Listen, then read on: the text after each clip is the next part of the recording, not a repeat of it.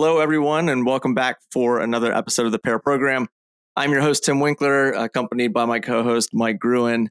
Mike, I gave you a sneak peek into my question, and for the guests here, we always ask Mike a brain buster here to kick things off. But hardly. Are you a condiments guy? I mean, yes. Okay. Yeah. Do you have like a go-to condiment? I mean, honey mustard's pretty solid. Okay. I mean, I'm not a fan of ranch. I'm not a fan of blue cheese. I'm one of those people who doesn't like either of them. So I just heard about this morning, and maybe folks have heard it before, but you know those kind of like freestyle soda fountain machines, like Coca-Cola has them in certain restaurants. So Heinz just created a condiment mixing machine where they'll let restaurant customers kind of create their own pre-mixed custom dipping sauces. So you start with like a base, like ketchup, ranch, barbecue, like Heinz 57. And then you can bake in like jalapeno, chipotle, buffalo, mango, and then spice it up or down. So I was thinking of like, what kind of mix would you go with if you could, get a little freestyle condiment going? That's interesting, because I feel like the first thing I would try to recreate would be like the McDonald's secret sauce, which is ketchup, mayo, some probably relish, the Big Mac, sauce, yeah. But then after that, I don't know. I'd have to play with it. I like spicy. It depends on what I'm putting it on. Burger, it's different than hot dog. Hot dog's mustard. Thinking mango, ranch, ketchup combo. Oh, interesting. Mango. See, I like mango. Mango ranch. Like, I don't know. Anyway. Okay. All right. Good stuff. Now I'm going to have to change my pairing. Good to know. Oh, fun fact too on that. So I was doing like research on this for way too long. But the guy that invented that Coca-Cola freestyle dispenser is the same guy that invented the Segway.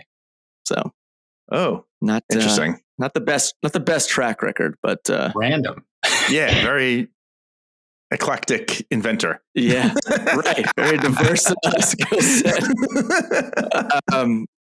Cool. All right. Well, enough sauce talk. Let's give our listeners a preview of today's episode. So this is going to be another episode in line with a recent mini-series that we've been promoting around augmenting innovation from commercial tech into different areas of the government, like Department of Defense and different federal civilian agencies. And so today we want to discuss, the talent transition from commercial product into maybe government services or government contracting or a consultancy that's supporting the government. So we'll explore what commercial technologists should know when they consider opportunities supporting, like federal software projects.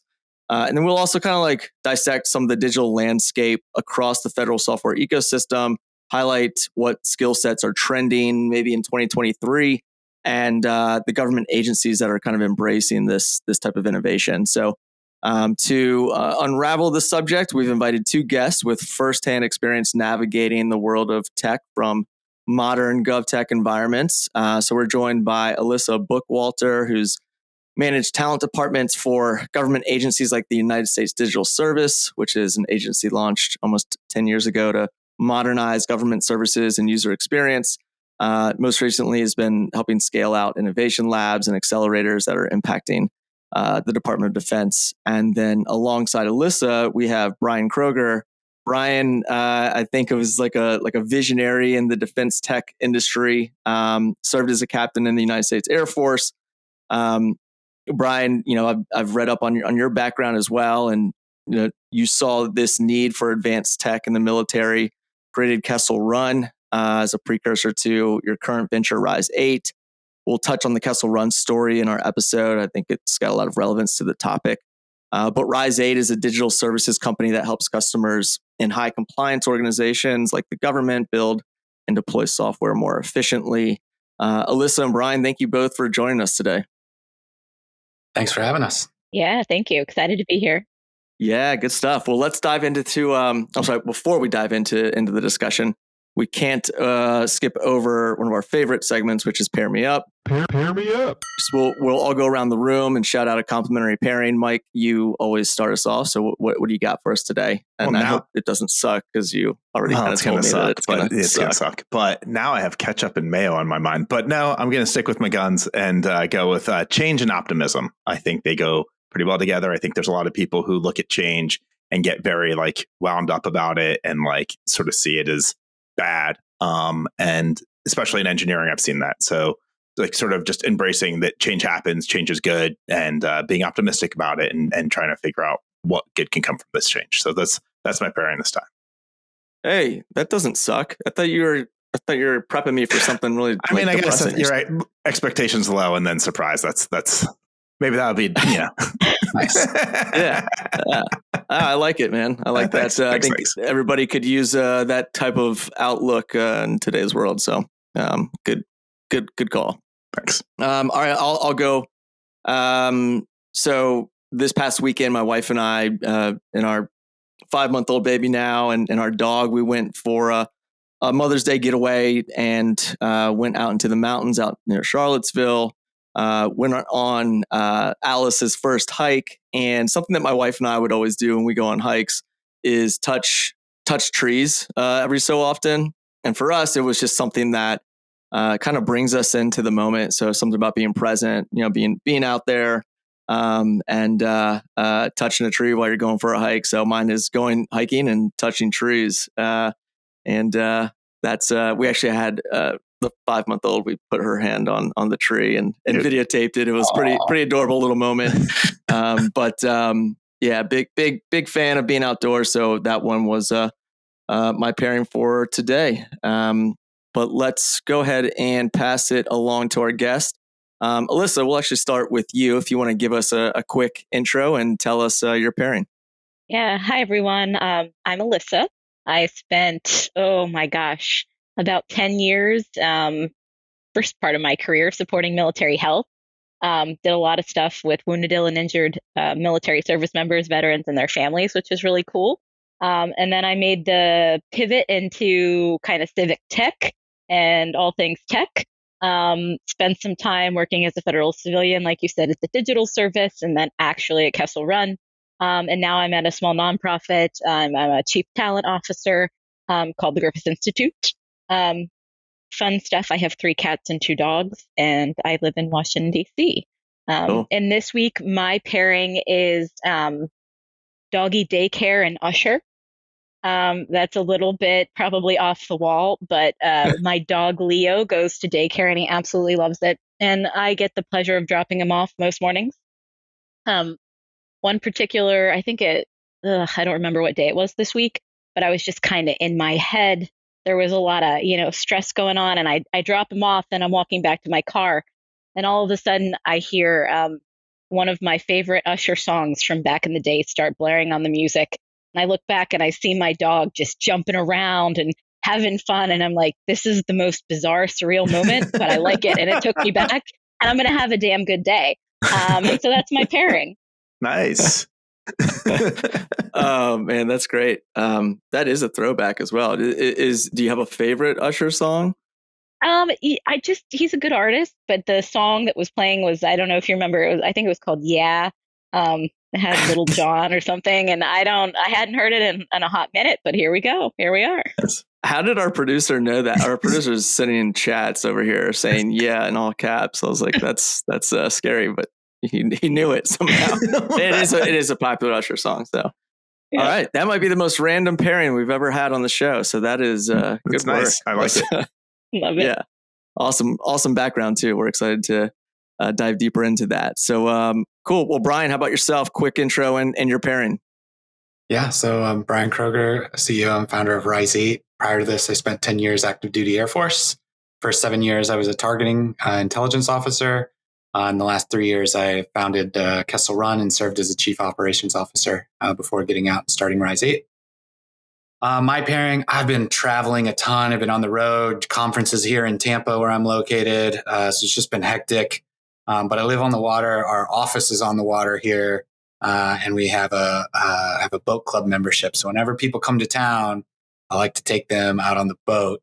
Since it's been so hectic, my pairing lately has been boat lunch. So we've been doing a lot of boat lunches. I just had some employees that were in town yesterday for some recording, took them on boat lunch. I think I've done probably 6 or 7 boat lunches this month. So boat lunch. I will say though, I really like Mike's. One of my favorites things to pair is optimism and skepticism. So I always refer to myself as an optimistic skeptic. And I feel like that's like part of the leadership OS. Yep. Like to be a really good leader, you have to have optimism and skepticism. So cool. Love that one, Mike. Oh, thank you. I like yours as well. That was pretty good. Cool. So my buddy's on one of these boat subscriptions. Is it Carefree Boats? No. Freedom Boat Club. Freedom Boat Club. Cool. And what kind of boat was it? Pontoon, or you going party barge for lunch, or what's the boat of choice that you take these folks out on lunch?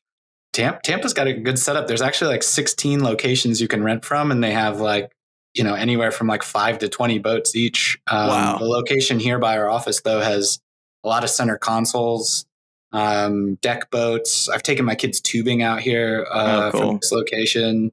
And they have pontoons too if we got a big crowd.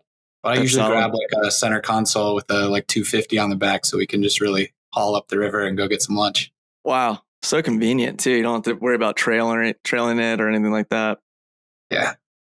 Good stuff. All right. Good round. I like that. Well, let's transition and get into the meat of our discussion. So again, we're going to be talking about transitioning from commercial into some of these government environments as a technologist. And just to clarify here, because a lot of our audience, they don't have any understanding of a lot of government or defense or a lot of that lingo. So I wanted to kind of start by saying that there's differences between pursuing a role directly with a government agency and pursuing an opportunity with a company that supports the government, like a systems integrator or a tech consulting company or a pure product company. And oftentimes these companies, if they're providing technical services to the government, then they might be referred to as a government contracting company, just some of the lingo. And if we're spitting around acronyms throughout this, just kind of like spell it out, because I think that's always helpful, and the government loves acronyms. So that will be helpful for the guest. But let's start with you, Alissa. You've kind of run these talent teams in multiple environments, but let's maybe start when you're recruiting talent at like the U.S. Digital Service. What were some of the characteristics or traits that you were looking for when technologists were joining? And then we can jump to you, Bryon, and look at this from some other environments like at Kessel and Rise 8 and such. But let's kick it off with that. Yeah. So I think the foremost thing that I look for, and it's a personal thing, but it was also really based at the organizations that I worked for, and whether that was on the government side or whether it was like a DoD contracting side. You really want folks who are mission driven. So you really want folks who are not in it for a paycheck, or aren't necessarily in it to do the latest and greatest, because as we'll probably get into, technology, the state of technology in the government is a lot different than in the private sector and moves a lot slower, right? And so you have to have people that have grit, that have tenacity, that are willing to take on a challenge. And that, again, when days get hard, because they'll get really, really, really hard, they're willing to kind of keep moving the needle. And maybe they thought the needle move was 2 miles, but it's a quarter of an inch. But that quarter of an inch will impact millions of people, or that quarter of an inch will do something to save the war fighter. And that's pretty, you can't get that in the private sector. And so I'd really start with that. And that's hard to find. That's pretty hard to find. Yeah. Having somebody, especially, if you're trying to recruit someone from the commercial space, and talk about compensations in today's market have just been crazy inflated in the last couple of years. And so when you ask someone to trade off comp for the mission, you really got to have a passion for that mission, because you get used to a certain quality of life, with a certain paycheck, and it might not always be that competitive in those types of environments. So I think that's a great call out, is really making sure that you're prioritizing the mission if you're pursuing that opportunity. Bryon, let's jump over to you real quick, and I'd love to hear your angle on this side of it, maybe from like Rise 8 and Kessel Run. But if you're open to it too, I'd love for you to share your story with our audience on how Kessel Run came to be. I think it's a powerful message on why there is such a need to push innovation forward in parts of the government, specifically in defense. I'll pass it to you. Yeah, I love that Alissa hit on two really important things to me, my story, and I think the Kessel Run story, which are, mission, or I'll call it impact, and then grit. Grit's a really good word. And actually, fun fact, rise 8 comes from the Japanese proverb, fall 7 times, stand up 8, or rise 8, which is a quote that I stole from Angela Duckworth's book called Grit. So she said in there that if she were ever to get a tattoo, she would get a tattoo that said fall 7, rise 8 in honor of that Japanese proverb, which is a story of transformation, right? So if you fall 7 times, you would stand up 7 times. So fall 7, rise 8 is about standing up greater than when you fell. So grit is what it takes to do that. And especially in the government space. That's going to my story. I said I started as an intelligence officer, 7 years doing primarily targeting operations. And I didn't know much about the Air Force, especially intelligence when I joined. So, when you hear you're going to be an intelligence officer, you're coming out of college. Like I didn't do ROTC or anything. So I had no insight. I just applied and I got selected to be an intelligence officer. And I thought I was going to go do some Bourne stuff, right? Like, oh, Jason Bourne. I didn't actually think that. But you have these expectations that hey man, you're going to have this great technology. There's going to be Minority Report, whatever, pick your favorite movie of holograms and cool technology. And I show up and it takes me 2 hours to log into my email. Right. And so I spent 7 years using really bad software to conduct the most critical missions on the planet. Whether you're talking about the battlefield or, providing veterans care at a VA hospital or all the crazy, awesome missions that you can do inside of the federal government, the world around us is operating at digital speed, right? Machine speed. And in the DoD, we have the most advanced hardware on the planet. But oftentimes we're conducting those missions with software that doesn't work or is forcing us to operate at human speed when we need to be operating at machine speed. So I just saw really terrible things happen. Everything from, whether it's civilian casualties, troops in contact that we can't support, soldiers, getting hurt, or bad guys getting away. I've seen it all. And software is a big differentiator there from my point of view. And after seeing a particularly bad incident, I actually requested to transfer from targeting to acquisitions, which nobody does. I had the coolest job and then went to sorry to say it, some people might take issue, but didn't want to go be a procurement person. Let's just put it that way. And the day that I showed up, I called DIU, Defense Innovation Unit, it was actually X at that time, experimental, got put in touch with Colonel Enrique Odi, and we started what would then become Kessel Run. And later joined by our third co-founder, Lieutenant Colonel Jeremiah Sanders, or Colonel Sanders. And then, Kessel Run became, I would say, inarguably the largest and most successful digital transformation in federal government. We pioneered a lot of different things, like being able to continuously deliver your software to a production environment, which I think in commercial we take it for granted. But Kessel Run was one of the first organizations to establish that, and in doing so was able to continuously deploy software to end users out in the field, iterate based on their user feedback, which contributed not only to really great mission outcomes, but going to what we're here to talk about today, the talent at Kessel Run. We were able to attract unbelievable talent because not only did we have that mission, but you actually got to see the impacts of your work in real time, which is pretty rare in government. Mm-hmm. Yeah, I love the story. I love how it kind of comes full circle for you. And, as an entrepreneur, was this kind of your step into it? Did you have anything prior to military that you started anything on your own, or was this kind of your foundation for pursuing your own thing at Rise 8? Yeah. I mean, I think I probably stepped out on my own a lot throughout my career, but nothing ever really entrepreneurial, maybe an entrepreneur inside the military. But I think for me, I wanted to continue achieving that same level of impact, and the military kind of makes it hard from a talent management perspective. As a uniformed military member, I was a captain, so I was fairly junior. Kessel Run grew very quickly.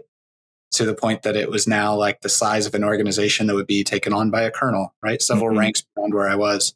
So for me, getting out seemed like a natural choice of being able to continue to achieve the same level of impact. And also, in technical terms, we talk a lot about scaling horizontally versus vertically.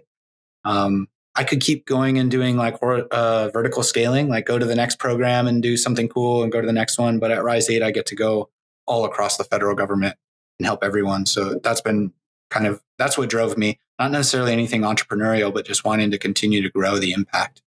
Got it. Yeah, that's cool. And I want to dive deeper into that, those skill sets at Rise 8 and how you kind of evaluate talent and how you kind of prep that. But before we do, and I think it's just kind of a little bit of an ironic coincidence, but Alissa, you also, had a role at Kessel Run. Can you maybe expand on what that looked like? And then, just maybe speaking to, from a talent perspective, piggybacking on what Bryon was alluding to. Yeah. So I was a chief of staff at Kessel Run for the All Domain Common Platform. It's one of the product lines. And, a big component of my job was finding our talent, right? So who was going to fit in the product line? Where are we going to get the technologists? And we had they still do, a phenomenal chief people officer. But it's really thinking outside of the box, because not only do you have this phenomenal mission driven organization that really is the first of its kind in the DoD and has been replicated, I think, like 25 more times now or something, right? But you have a very competitive market with salaries. So Kessel Run really led the way on things like remote work, right? Like we can have distributed teams and we can make you feel part of our culture. Kessel Run had a phenomenal, like a 2-week boot camp to its culture, right? And you heard from every single part of the organization and, how you were part of a mission and how you fit and where Kessel Run fit into the larger scheme and the impact that you were making. Seeing it in lifetime is absolutely real. And then one of the things that I did, just because I love collaboration and I love partnerships, and I had a phenomenal boss that let me, go for it, run with it, is I brought in a lot of partnerships. So we brought over a detail from the U.S. Digital Service, and he actually decided to stay on at Kessel Run, which is really, really cool. He loved the mission so much. We worked with the National Security Innovation Network for specific talent needs that, we could go out and recruit for, but maybe we were having some trouble. They had a huge, newsletter, and they had a reach. So we worked with them a little bit. Kessel Run does engagement days. I think they actually have one coming up for any listener that's interested, and it just talks about what they do and the culture. And again, you have to make an effort with talent, right? A lot of government organizations and DoD contractors, to an extent, don't. And you really have to tie the impact and the effort, and this is what you're going to be doing in real-time results. And it's refreshing, and it's a breath of fresh air. And I really loved what I did there. It's cool. Yeah, I just want to jump in on the whole mission thing, because one of the things in my background, I've done a lot of things, government contracting off and on, and private. When people ask me like what projects I worked on that like really still stand out to me, the one that almost always comes top of mind is I worked on a software product that was supporting HSTC, which is human smuggling and trafficking. And like just working with those guys and seeing their mission and knowing that like what I'm working on is having a real impact in the world and stuff like that. That's the type of stuff. And, that was over 10 years ago that I worked on that. And it's still top of mind in terms of one of the best projects I've worked on, and knowing that I had that impact, even whatever small minuscule part I played in that. And I do agree with like everything you guys are saying about like mission and the trade-offs of technology. But I also think one of the things that I'm curious, Alissa and Bryon, you're solving really hard technical problems. You might not have the best software or the best whatever, but in the end, at least I found that some of the most challenging projects I was working on were actually the ones when I was doing government contracting. Some of those, especially in the Intel community and in DoD, were some of the most challenging sort of intellectual projects, and very rewarding from that perspective as well. I'm curious if that's sort of been your experience as well. Bryon, maybe start with you. Yeah, I mean, that's I'm biased. It's like all I work on. I figured the company do exactly that. So Yeah, I find it extraordinarily meaningful. I mean, where else can you achieve like these levels of impact? I know I'll use the first application at Kessel Run, and by the way, we actually got to use the coolest, latest technology, which isn't always going to be the case in government. So I want to caveat that if you're looking to get into government, you might be in more difficult spaces. I think people would be surprised to find out that that's still like, I think people have this idea that they're not going to be able to do that. But I was surprised at how often I got to play with like some cutting edge stuff.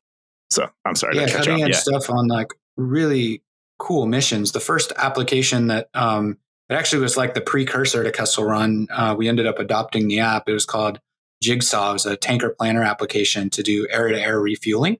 So like when we're planning missions overseas in particular, we're conducting air operations, we refuel planes in midair. And it's a combinatorial data problem. Like it's huge, massive number of combinatorial options because you've got not just American aircraft, but you've got coalition aircraft. They have different attachment points, different types of fuel. They're flying different caps. So like, and there's all sorts of rules like this coalition partner won't refuel from this coalition partner. They like us, but they don't like each other, right? And so is a really cool data science, data engineering problem. But the initial application, we actually didn't even have to do any of that. Like it was pretty, like standard linear algebra to get to the first MVP where we made that tanker planning process so much more efficient that they were able to save on average one tanker per day, which equates to about $214,000 a day in fuel savings. So the application paid for itself in a week. We had spent like $1.5 million to get to MVP. But if you multiply that out for, say, 5 years, I have to check my math. It's been a while since I've quoted this stat, but I think it's $391 million in fuel savings. Right? Like where can you have that level of impact? Like this was a team of like a product manager, a product designer, and 4 software developers. And they built in 120 days and shipped to production an application that over the course of 5 years will save the DoD $391 million in fuel savings.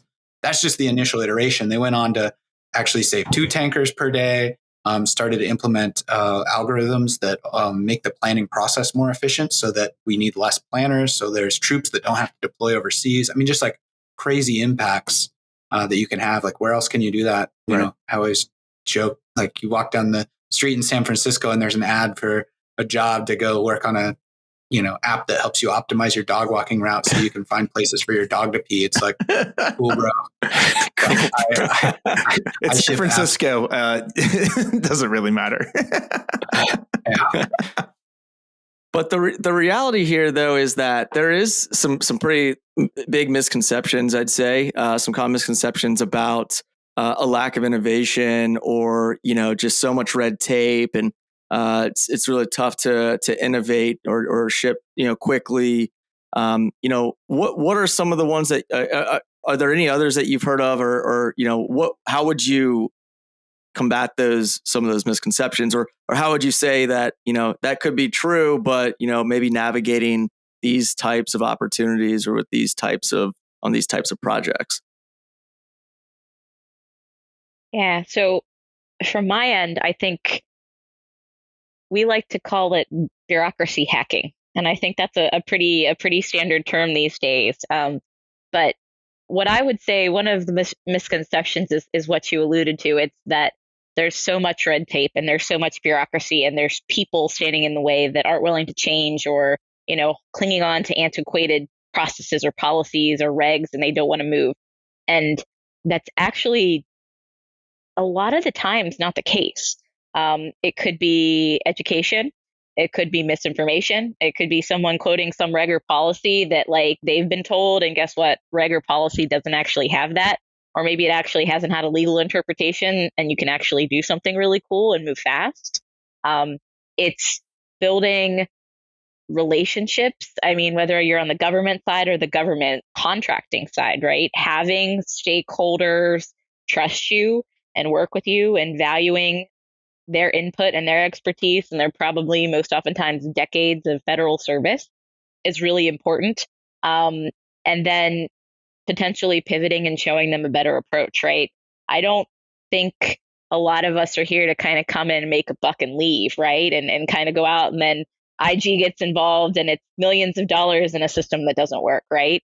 But it's changing that. And there's a lot of innovative people and processes in the government. And it's actually a really exciting time to be either in it or supporting it, because I think we're on a huge change, and it's really cool. It's been a great thing to be a part of. Yeah, I agree with that. Finding an organization that's hacked the bureaucracy already is like a really powerful thing to look out for. In fact, actually, do you have the list on my bookshelf, Hack Your Bureaucracy by Nick Sinai has great stories of people hacking bureaucracy in GovTech. Marina was the other co-author there. But the other thing is, if you're going to come into a space, we get a lot of people that come even out of the Silicon Valley, like Presidential Innovation Fellows, US Digital Service, and they come in with these like high hopes. They're going to bring their technical talent. It's like your technical talent is irrelevant until you hack the bureaucracy. And so like first and foremost, you have to be a bureaucracy hacker, and you can't hack systems you don't understand. So like if you want to take this leap, one option is to join an organization like Kessel Run or similar that's already hacked the bureaucracy, or you can go into a new space that you're passionate about. Maybe it's like the VA. Actually, they're very innovative too, but like maybe you go in there, you have to now become the bureaucracy hacker. You've got to go study the policies and the regs and figure out how to work around them. I can guarantee you that there are ways to do all of this. We didn't break any rules to start Kessel Run, believe it or not, or to do anything that we did. We never had to violate a policy or even ask for an exception to one. My friend Dan Ward, he was prior Air Force, but now does a lot of government consulting. He says that ignorance of the FAR, that's the Federal Acquisition Regulation, or I'll just say rules. Ignorance of the rules is a far greater barrier to innovation than the rules themselves. And I think that like stands to reason that if you're going to come into an organization, even if it's not government, a large enterprise that has bureaucracy, like figuring out that bureaucracy and then hacking it is the first step. Mm-hmm. Yeah, I think that's well said. And, somebody who's kind of seen it from a couple of sides, right? So when we first started Hatch, we, based out of the DC area, a lot of the work we were doing was helping, government contractors, these smaller kind of 8A companies that were winning work. And then we ended up transitioning into, commercial startup land. And one of the interesting things was, we saw this bias from a lot of the CTOs or the founders that they didn't really want to see technologists coming from systems integrators. They wanted to see technologists that came from very specific, product environments that maybe were at a certain phase in the product life cycle versus maybe somebody who had been building a larger system for DHS or something along those lines. And I think, that has changed, in the last few years. But the other interesting change that we're seeing, and part of the reason, the catalyst for creating some of this media, is because there is more interest in commercial technologists pursuing opportunities in these industries and in the government than there ever has been before that we're seeing, which is wild. I think one of it is as a result of the economy and the market. It's just timing right now with funding being really challenging to come by for commercial startups in early stages. And there's much more stability when you think about, going and working with in the government space on maybe a project that maybe is a larger transformation, but that also means maybe it's a 3-year or 4-year type of project. And, you might have a little bit more job stability than you do when your runway just, kick the can after 6 months in startup world. So it's an interesting transition point. And that's why I think it's important to kind of continue to build this type of information for those folks to navigate, because I think you brought up a really good point, Alissa, about and maybe it was Bryon, but the relationships that you're building with these stakeholders. And there's something really unique, powerful about going and attending some of these conferences where folks are, really engaging, and you make great connections and good relationships, and oftentimes it's just like standard networking, but that's how you can try to get your foot in the door through some of those types of events. Bryon, I wanted to ask about Rise 8 in terms of like, some of the types of folks that you're hiring for, and what are those skill sets that you're going to say is, transformative or really progressive right now that you're trying to tap into? Yeah, so we do, first of all, we do elite software development for mission critical systems, right? That's our focus area. And I say elite, like we're a high end software development shop. We do custom software development. We don't do proprietary products. I believe that the government should own their products. With that, we often find ourselves in environments. We use this to build Kessel Run, who's pairing. Love the name of the podcast, but we're an XP shop. So we do 100% pair programming. We also do pair product management and product design. So sometimes the government might hire us to come in and just deliver an application, but more often than not, we're coming in and pairing with the government to build products and upskill them at the same time. I think that that's a trend that I see growing in the federal government right now. And so skills that I look for as I'm trying to hire people, not only like technical excellence, but to be able to pair with somebody for 8 hours a day, especially somebody who's not like on your team and part of your culture, somebody that you're trying to transform or change, not only upskill their talents, but you're also trying to change their culture and work through their cultural inefficiencies and bureaucracies. It takes a lot of soft skills, which are actually the new hard skills.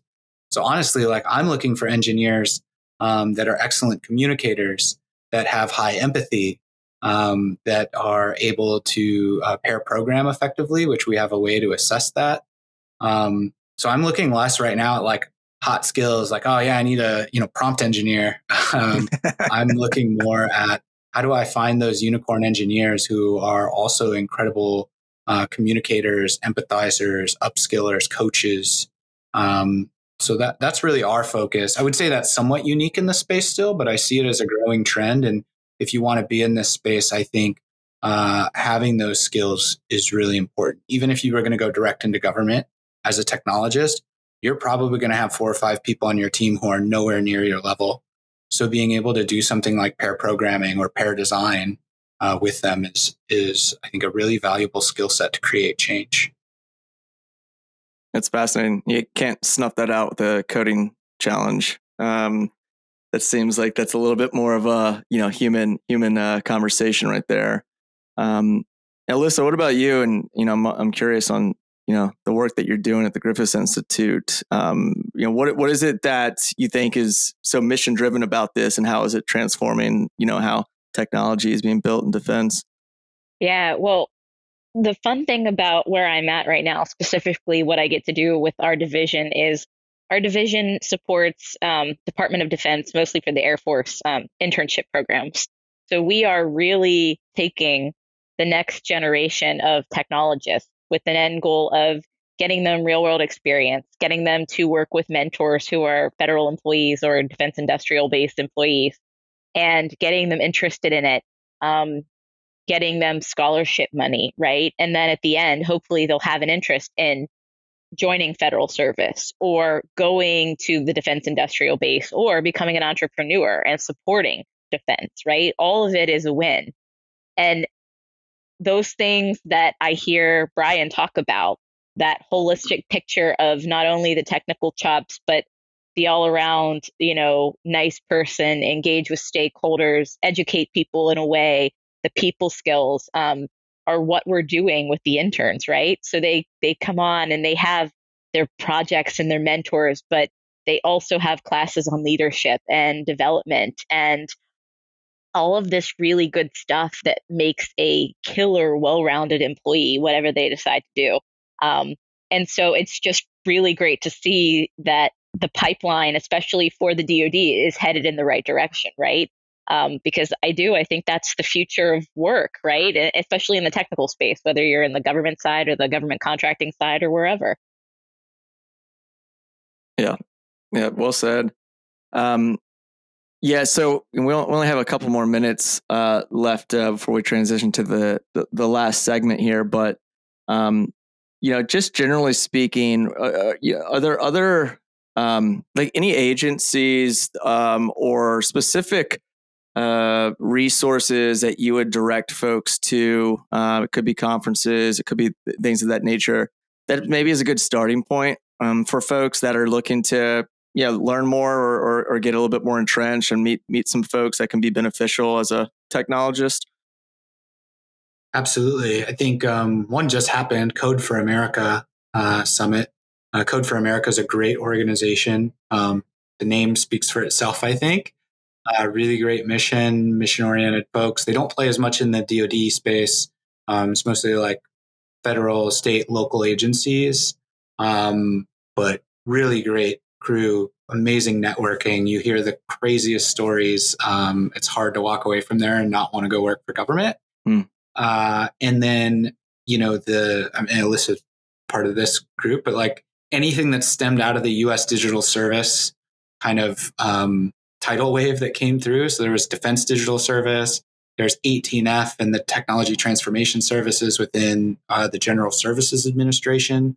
18F had some of the most incredible people from Silicon Valley that came work for it. A lot of people might know Jez Humble. He was like one of the people that really inspired me to build a continuous ATO based on the work they did at 18F building cloud.gov.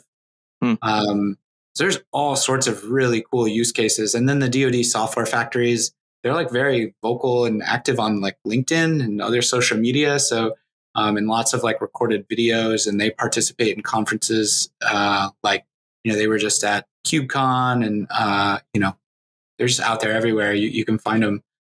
So follow them on social media, and 18F in particular has a bunch of playbooks. So it's in fact, a lot of them are used by commercial organizations. They're like taking them back out of government and like, oh, let's use this at our commercial org. So definitely worth checking out their website and some of the things they have going on. And then plug, just because they're one of my favorite like current customers, the VA, just because I'm a veteran and I think the mission's so cool. But the VA is a really forward-leaning organization. I think, hearing what's been on the news over the last several years, I mean, they've taken a rough beating in the public space just because of some of the inadequacies of veteran care. A lot of that's like policy and government. When you step inside like VA IT, like those are mission-oriented people working their butts off. They're super innovative. They're doing cool things. I'm like very impressed and humbled by what they do. That's awesome. Alissa, anything you'd like to add to that? I think Bryon hit on a lot of the organizations. I mean, that covers the gamut, and he's spot on. Another conference is the Grace Hopper Conference. That's a really great, innovative one for especially diversity in tech or civic tech, govtech, whatever your spiel is. And I won a second rep for the VA. So when I was at USVS, we had a digital service team there, and they've built out a whole huge organization from that.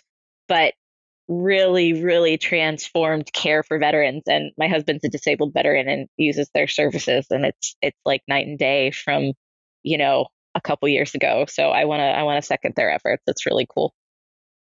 That's great. I like these are different than some of the other ones that we received from previous episode, like DARPA and Johns Hopkins Applied Physics Lab, and Bryon shaking his head. Well, I think this is a great educational piece. I know it's certainly going to be useful. I want to spend the last 10 minutes here on a fun segment that we'll transition to called the 5-second Scramble. So this is a quick hit kind of Q&A. I'll ask each of you a series of questions. Try to give me your response within 5 seconds. Some are business, some are personal. I'll go ahead and start with you, Bryon. We'll kick it off here. So what is your favorite aspect of working at Rise 8? Pairing. I love pairing with government rather than just delivering things. Like, I love when we get to pair and help upskill people. Oh, you love the pair program. I appreciate that plug. What would you describe as your favorite piece of your culture? Growth mindset. I think this idea that everything has to revolve around learning. It's a learning journey. I think not having the right answer up front, not having to try to plan, and coming out of government, we try to predict the future. stop trying to predict the future and start trying to find the future through iterative product development, iterative learning. Nice. You might have answered this question earlier in the episode, but what kind of technologist thrives at Rise 8? Having a growth mindset is a big one. I think grit is another big one. Outside of all those soft skills, like you have to have grit if you're going to work in the government tech space. Grit being defined as passion and perseverance. Nice. What can folks be most excited about for Rise 8 in 2023? More mission impact. We just keep growing and keep producing more outcomes in production. Do you have a favorite book or podcast on leadership? I read a ton of books and I always rattle off a bunch. So I'll just go with my most recent. My favorite, most recent read was Farther, Faster with Far Less Drama by Jason and Janice Frazier, who are actually two mentors of mine at Pivotal Labs when we started Kessel Run. Nice. What do you love most about yourself? Oh, it's awkward. That I'm humble. I'm humble, yeah. I guess I'm maybe most proud of being a father of four and still being able to do this whole entrepreneur thing. That's awesome. Yeah, we need to have you on for a second episode about parenting and entrepreneurship. It's something that's top of mind for me. So, what's the worst fashion trend that you've ever followed? Do you remember those t-shirts for your feet? Those ugly Nikes?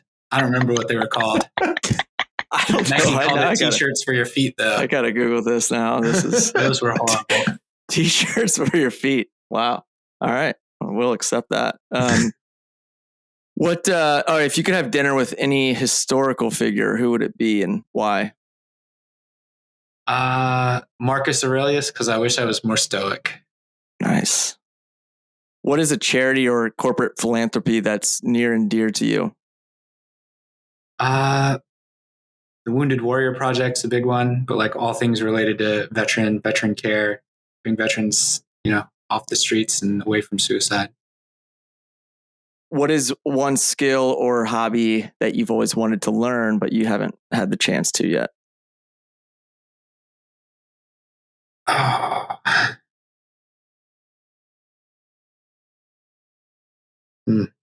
I don't know that I have one. I do all the things I want. I love what I do. You can get back to us on that. What if you could have a personal theme song that played every time you entered a room? What song would you choose?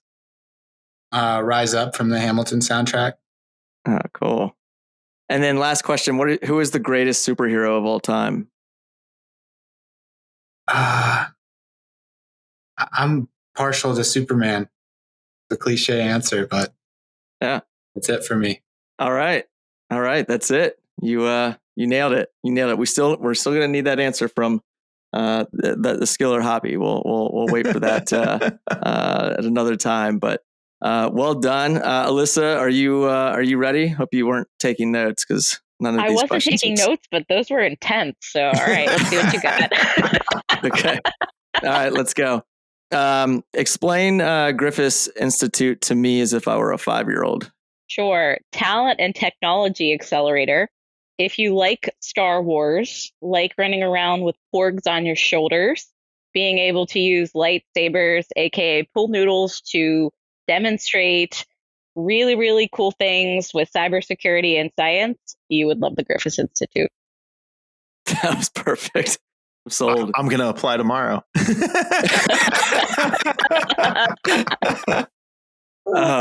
What is your favorite part about the culture at Griffis Institute? I love laughing and a sense of humor. I have a wicked sense of humor, whether people like it or not, and most of my colleagues share the same. So I'm going to go with that. Nice. What would you say is a company value that is important to you? Yeah, psychological safety.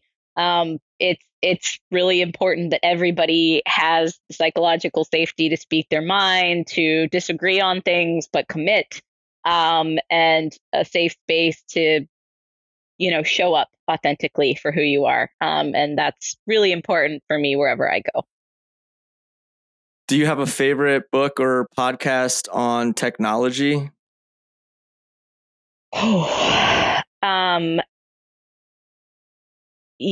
It's not technology specific, but the last really amazing book I read, I was a little slow, was Hack Your Bureaucracy. So, I mean, we hacked the bureaucracy.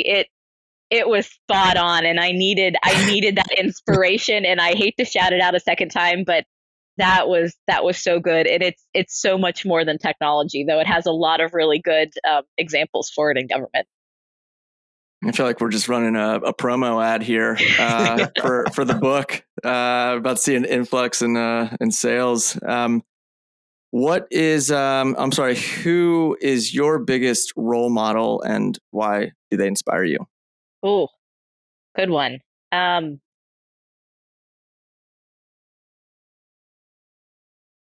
have a lot of amazing people, but it was a former coworker who actually now works as a contractor at Kessel Run.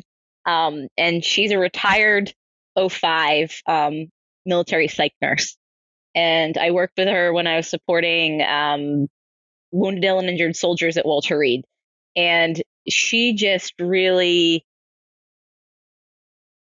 she inspires me. She lets me be myself. She, gives me some good life lessons, but she's also one of my biggest super fans. So Mary, if you're listening, thank you. Nice.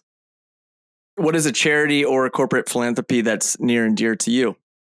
I hate to sound redundant, but anything veteran related. When I was on the government side, I helped stand up a new initiative for military spouses and families who worked or wanted to work in federal service. And it's life changing with employment just in general for military families. And I got to do a lot of cool stuff with that. I got to talk to a lot of military families firsthand, and it's something that drives me and I'm always inspired by. Awesome. A lighthearted transition here. What is your favorite cereal? Honey Nut Cheerios. Classic. If you could live in a fictional world from a book or a movie, which one would you choose? Harry Potter, Hogwarts, all the way. Huge Harry Potter super fan. Have Hogwarts Legacy. Choice. Yeah. Nice. Have you been to the spot in Disney, the Harry Potter? It's actually at Universal, and yes, I have several times. It's pretty amazing. Yeah. I stand corrected. I have not been, obviously. So now you know how it feels, Tim. When do you have a celebrity doppelganger? I don't think I do. Yeah, I don't, unfortunately. Okay. I don't think that's unfortunate. Do you have any phobias or irrational fears? I hype a little bit. I generally have to psych myself up and talk myself up off the ledge mentally when I'm going to do anything with heights, but I do it because I think life's a journey and I do what I want to do. But it's always a little bit of a struggle getting there. If you could have any superpower, what would it be? Probably being 90 places at one time, because there's a lot of things that I like to do and I can't hit them all generally. Nice. And then we'll close with your favorite Disney character.